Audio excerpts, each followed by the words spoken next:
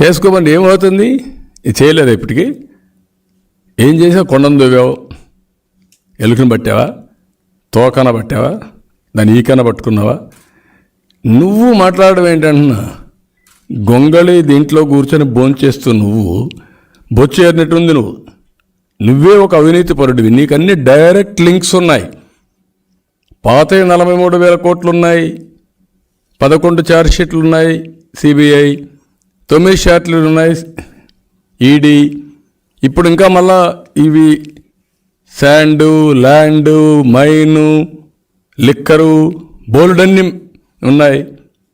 ఇవన్నీ తగులుకుంటూ నువ్వు ఎక్కడ పోతావు నీకే తెలియదు. అక్కడ ఏమున్నాయి? ఎతికావు. ఒకసారి చెప్పావు కదా సోలార్ గురించి, ముట్టుకలు వేయించుకున్నావు కదా. ఏం జరిగింది? అదే కదా మళ్ళీ రాజీ చేసుకొని మళ్ళీ వాళ్ళకే ఇచ్చావు కదా. You answer this. First cabinet అవుతాను ఏం మాట్లాడారు? ఆ రోజు నేను ఏం చెప్పాను? సాక్ష్యాతాలు సహా పెట్టాను కదా. మా పార్టీ వాళ్ళకి కానీ మాకు కానీ ₹1 అకౌంట్కి ఎవరికైనా వచ్చిందా? నీకు వచ్చాయి. షెల్ కంపెనీలు నీవి, ఇప్పుడు కూడా ఉన్నాయి షెల్ కంపెనీలు. నీకు వస్తున్నాయి డబ్బులు ఇంకా. You answer that. కాబట్టి నీతి నిజాయితీగా ఉండలపైన బురద వేయాలి, వేస్తూనే ఉంటాం ఏదో ఒక విధంగా. ఇప్పుడు ఏంటి వాసు, లేకపోతే మన అప్పారావు, ఆదిరెడ్డి 40 ఏళ్ళ నుంచి వ్యాపారం చేస్తున్నారు. ఒక చిన్న చిట్ ఫండ్, దానిపై నీ ప్రతాపం ఏంటి? నీ కథ ఏంటి? నీ పేపర్కి ఎక్కడి నుంచి వచ్చింది డబ్బులు? నీ టీవీకి ఎక్కడి నుంచి వచ్చింది? నీ సిమెంట్కి ఎక్కడి నుంచి వచ్చింది? వాళ్ళ కష్టార్జితం 40 ఏళ్ళది. ఒక బీసీ 40 ఏళ్ళు కష్టపడి ఒక చిట్ ఫండ్ చేసుకుంటే అతని పైన పడి నీ దౌర్జన్యం ఏంటి? ఏమనాలి ఇలాంటి వ్యక్తుల్ని? అంటే ఈ రాష్ట్రంలో ఎవ్వడు కూడా వ్యాపారం చేయడానికి లేదు. వ్యాపారం చేస్తే నాకన్నా రాయిచ్చి అతనికి రాయిచ్చి ఇవ్వాలా, లేకపోతే పప్పం కట్టాలా? కప్పం కడితే ఓకే, లేకపోతే మాత్రం ఎవ్వడు చేయడానికి లేదు. ఏంటయా చేసేది? 3 నెలలు ఉంది. ఎన్ని రోజులు? ఇంకా 9 నెలలు ఎలక్షన్స్ అనౌన్స్ అవుతాయి. ఏం చేస్తావు నువ్వు? 4 ఏళ్ళ 3 నెలలు చేరినట్టు ఇప్పుడు ఏవో చేస్తావా? ఎవరికి చెప్తావు ఇవన్నీ? ఎంత హెరాస్ చేసావు? అమరావతిలో ఎన్ని కేసులు పెట్టారు? ఏంటి అసైన్మెంట్ ల్యాండ్లు? ఏంటి ఇన్నర్ రింగ్ రోడ్డు? ఏంటి ఇన్సైడర్ ట్రేడింగ్ ఉందా? లేని దాన్ని సృష్టించావు. అంటే ఒక క్రిమినల్ కరుడగట్టిన నేరస్తుడు తప్పులేయాలంటే ఏం చేస్తారో చేసి ఈరోజు మీరు చూడండి, productivity level, skill development Andhra Pradesh ఇది వీకెస్ట్. వై? ఆ రోజు స్కిల్ డెవలప్మెంట్ తీసుకొస్తే దానిపైన కావాలని ఆరోపణలు చేసి వాళ్ళు ఏదో చేసుకున్నారంటే వాళ్ళందరినీ పిలిపించి కొట్టి బెదిరించి పేరు చెప్పండి, సిబిఎన్ పేరు చెప్పండి, లోకేష్ పేరు చెప్పండి, పార్టీ వాళ్ళ పేర్లు చెప్పండి. ఏం చెప్తారా? ఫైబర్ గ్రిడ్ ఏంటి? ఏం చెప్తారా ఫైబర్ గ్రిడ్లో? ఇదే పని. బ్రతికినంత కాలం ఏదో ఒక విధంగా బురద జల్లాలా. ఏం చల్లుతావు నువ్వు బురద? ఏవి కావు. ఎవడెక్కడ భయపడేవాడు లేడు. As long as we are very క్లీన్గా ఉన్నంత వరకు నువ్వు ఏం చేయగలిగింది లేదు. నీ కథ చూసుకోండి ముందు, మీ అందరి కథలు చూసుకోండి. మంత్రుల కథ అంతా, మంత్రులు ఎమ్మెల్యేలు మీ మీద ఎంత అవినీతి వెంటాడుతూ ఉందంటే ప్రజల్లో అంత వెంటాడే పరిస్థితికి వచ్చింది ఇప్పుడు.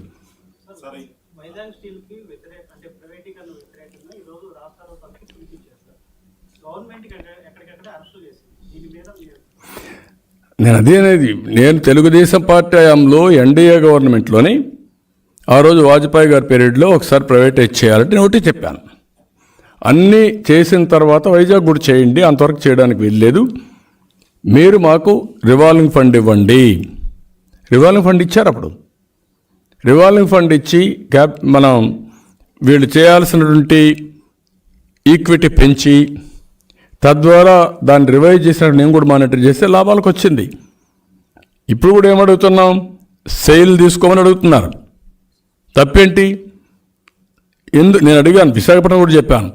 సీఎంని, ఎందుకంటే ఒక రాష్ట్ర ముఖ్యమంత్రిగా ఉన్నాడు, నేను ఇంత అనుభవం నేను వస్తాను, ముఖ్యమంత్రి ఢిల్లీకి రమ్మను, ప్రధానమంత్రి దగ్గరికి పోదాం, అందరం కలిసి ఆల్ పార్టీలు చెప్దామని చెప్పాను. ఎందుకు రాలేదు? ఇది మోసం కాదా? నువ్వు చేసే కుతంత్రాలు కాదా? ప్రత్యేక హోదా ఏమైంది? ఏం చెప్పావు? కేంద్రం మెడలు వంచుతా అన్నావు కదా, వంచావా? కడాన కొండ 4 మందేస్తే ఉండే 4 పోయినట్టు ప్రత్యేక హోదా పోయింది, విభజన హామీలు పోయినాయి, ఇంకొక పక్కన పోలవరం పోయింది. అన్నీ పోగొట్టి మాట్లాడితే మళ్ళా నా పేరు తెస్తాడు, నేను పోగొట్టాను. ఏదైనా బుద్ధి జ్ఞానం ఉండాలి. నువ్వు అందుకే ఓకే నేను చేయలేదు, నువ్వు చేస్తాను, మా పోటుగాడని వచ్చావు కదా, మొన్నగాడని చెప్పుకున్నావు కదా, చూస్తారన్నావు కదా, చూశారు కదా 5 ఏళ్ళు, ఏం చేశావు? I'm asking straight questions, answer this. తమాషా అనుకోవద్దండి, కరెక్ట్ కాదు. ఒక బాధ్యతతోనే ప్రవర్తించాలి. సొంత పనుల కోసరం, అవినాష్ రెడ్డి అరెస్ట్ ఆపడం కోసరమో, నీ కేసుల కోసరమో 24 గంటల ప్రయత్నం తప్ప. అందుకే నేను ఎన్నోసార్లు చెప్పాను, 3 ఎంపీలను ఇస్తావా నువ్వు? అంటే ఆంధ్రప్రదేశ్ ప్రజానీకం అంటే గొర్రెలు అనుకుంటున్నావు నువ్వు? గొర్రెలు కాదు, కర్రు తీసి వాత పెడతారు నీకు. ఎప్పుడు పెడతారో చూస్తావు నువ్వే.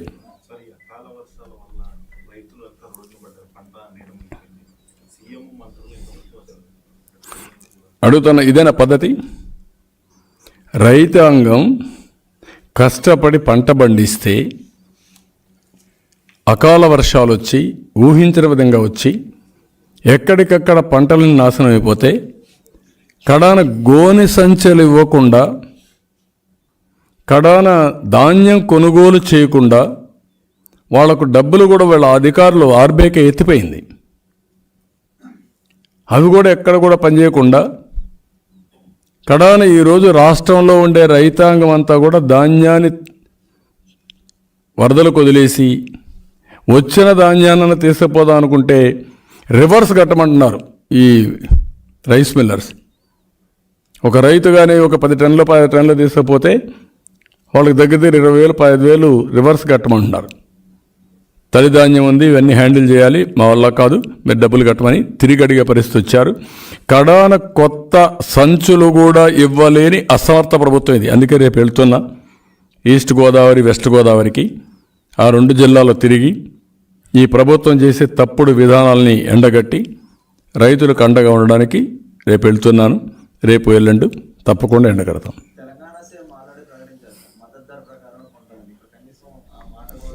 చేయడు అన్నాడు కదా ఆ రోజు.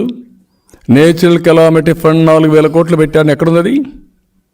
మీ ఇంట్లో ఉందా? జగన్మోహన్ రెడ్డి ట్రంక్ పెట్టులో ఉందా? నేను అడుగుతున్నాను. చాలా దుర్మార్గమే అన్ని. నేను ఒకప్పుడు రైతుకు చిన్న కష్టం వస్తే నేను వెళ్ళిపోయేవాడిని ఫీల్డ్లోకి. ఒక అకాల వర్షాలు వచ్చినా, ఉదుహు తుఫాన్ వచ్చినా, తిత్లీ తుఫాన్ వచ్చినా పండుగలు కూడా లెక్క పెట్టుకోకుండా చేశాం. అప్పుడు అనుకున్నారు రైతులు కానీ వీళ్ళందరూ, పర్వాలేదు బాగానే చేస్తారులే, ఎవరు వచ్చినా చేస్తారని. ఎవరు వచ్చినా చేయరు. బాధ్యత ఉండే వాళ్ళే చేస్తారు, బాధ్యత లేని వ్యక్తులు చేయరు.